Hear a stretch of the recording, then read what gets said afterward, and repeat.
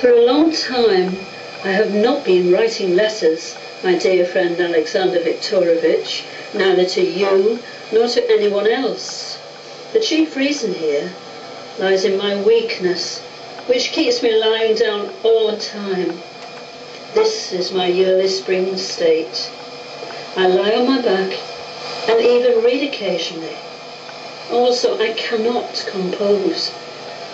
This is the way it usually goes until I get into the country, where I quickly recover and begin to work. I am dreaming about my departure. I didn't thank you for your congratulations for my birthday, and I was touched that you even remembered. Also, I did not tell you my impression of the first performance of my symphony.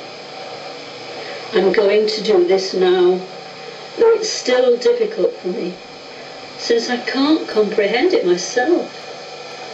One thing is true, that I'm indifferent to my failure, that I'm not discouraged by the abuse of the newspapers, but that I am deeply grieved and very upset by the fact that the symphony, which I loved and still do, displeased me from the first rehearsal. Then of course you would say it was badly orchestrated. But I'm sure I shall reply that good music can be recognised even through a bad orchestration.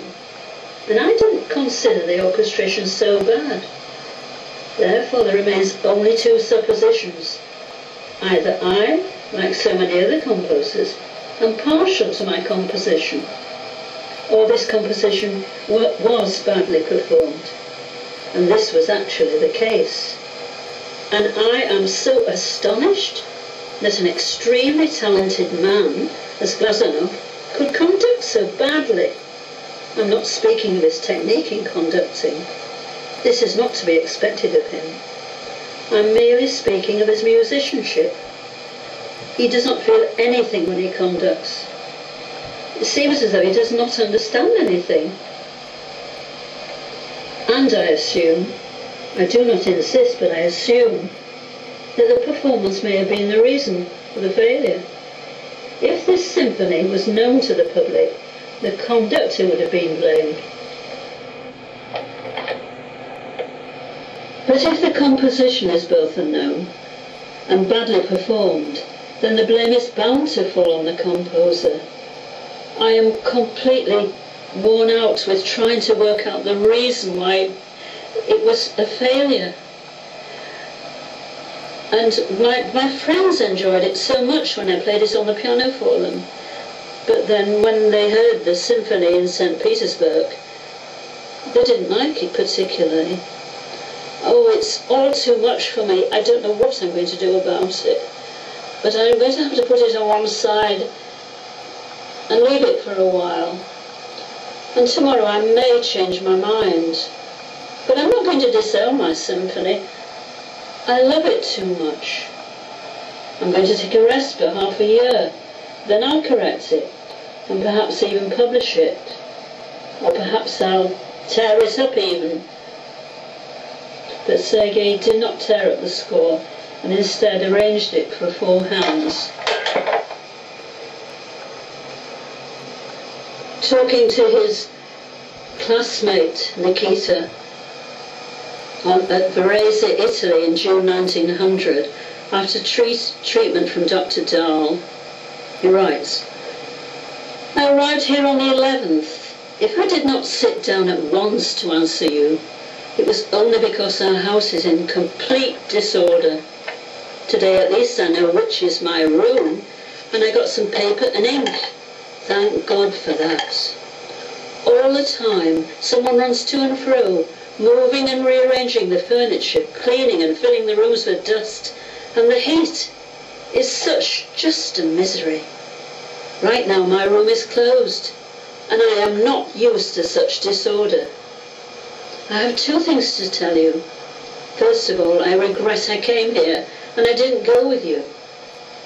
And then that I will not be able to go to Paris, because we have spent more money on our trip here than we expected. And I have the old depression again. Perhaps you could come here, but I doubt this because you don't like to change your plans once you've made them. Well then, goodbye until we meet again, and here is my address in Italy, in Genoa. A week later, Rachmaninov wrote again to Morozov. I was very happy to receive your letter, my dear friend, and I'm not in the least hurt by your consolations, as you say. On the contrary, I'm very grateful to you for them. They always bolster me up. I've spent another 10 days here since I wrote to you my first letter, and I still continue to regret that I didn't go with you, because the house regime that we have here is not for me, not for my habits. I certainly made a mistake, though I do have a separate room, and there is such a noise as one could find only in this house. And the general, the manager here, has not even yet arrived, because he got stuck in Paris, where of course he is extremely busy, it seems, with the feminine question. In the well-informed circles they say it's very doubtful that the general will be able to solve this problem very soon. First of all, because of its complexity, and then because it happens to be in Paris, where one is preoccupied with this question more than anywhere else.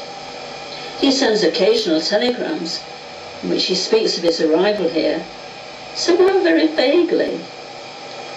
With his arrival, of course, I will have more fun, but I've decided not to make the trip to see you now, because I want to work regularly and continue to do so.